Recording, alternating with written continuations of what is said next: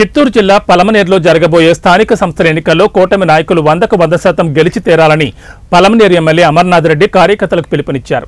Palamaner Telugu Desam party కార్యాలయంలో నిర్వహించిన నియోజకవర్గ టీడీపీ మినీ మహానాడులో పాల్గొన్న ఆయన మాట్లాడుతూ పార్టీని గ్రామస్థాయి నుంచి పటిష్టం చేసేందుకు నాయకుడు కృషి చేయాలని సూచించారు.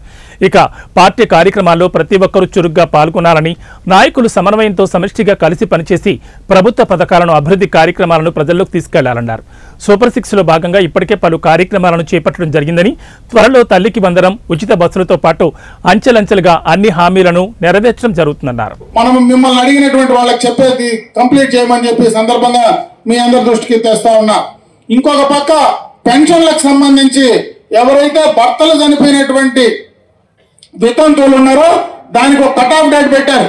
ఆ కట్ ఆఫ్ డేట్ లోపల ఉండే వాళ్ళందరికీ కూడా కంప్లీట్ చేయండి. మళ్ళా రాబోయే కాలం త్వరలోనే కొత్త పెన్షన్లు కూడా ఇవ్వాలనేటువంటి నిర్ణయాన్ని కూడా తీసుకోవడం జరుగుతూ ఉంది. దానికి సంబంధించి ఆ కొత్త పెన్షన్లు డేట్ అనౌన్స్ చేసిన తర్వాత